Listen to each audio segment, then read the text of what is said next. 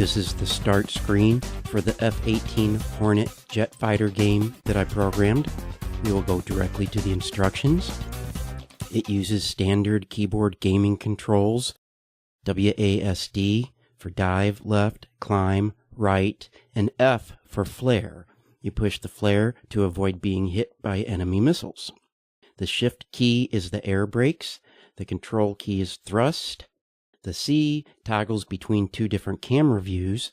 The spacebar fires guns. The M fires missiles. And the keyboard arrows also control flight. This game can also be played with an Xbox-type game controller. I will explain the rest of the instructions as I play the game. There are 3 levels.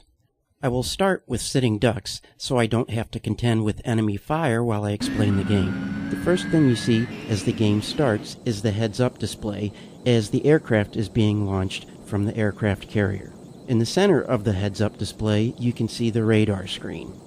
The red dots about the radar screen represent the battleships that you must shoot and take out to win the game.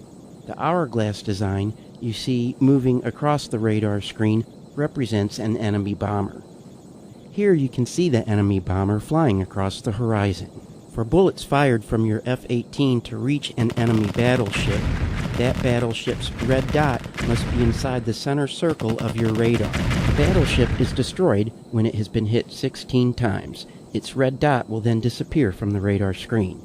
Pressing C changes your camera view. Pressing the control key increases thrust.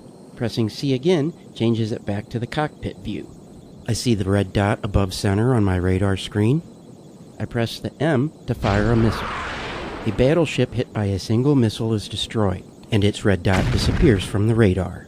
Navigating your F-18 so that the green triangle at the edge of the radar screen moves top center will always point you home to your aircraft carrier, no matter where you're located within the game. Landing safely on the aircraft carrier, you can refuel, make repairs, and restock ammo to take off again and complete the game.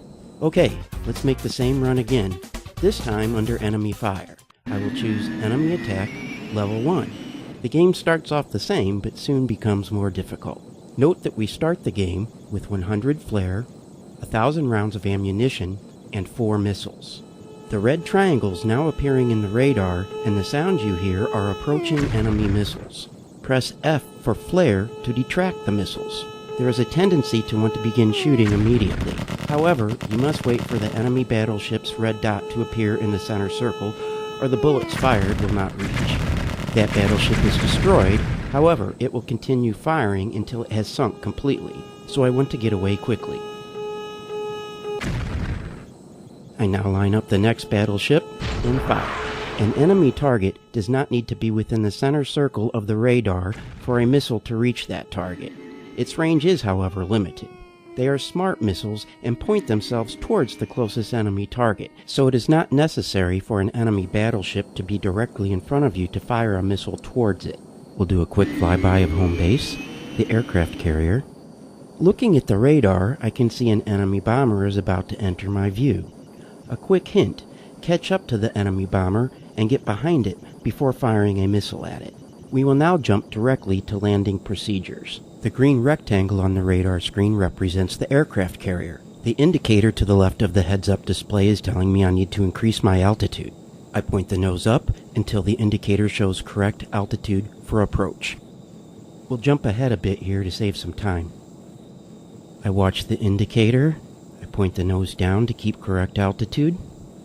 I keep the aircraft directed towards the runway. I need to keep the speed down below 200 miles per hour. Keep your eyes on the indicator and the runway and keep making adjustments until the aircraft lands. If you land correctly, one of the tailhook cables will bring your aircraft to a stop. Upon landing, your aircraft is refueled and munitions and flare are restocked, and you are again ready for battle.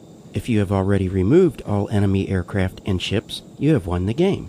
If you run out of fuel or are shot down, the game is lost. Note that it is possible to win the game without stopping to refuel and restock munitions. Well, that's it. Good luck and good flying. I hope you enjoy the game.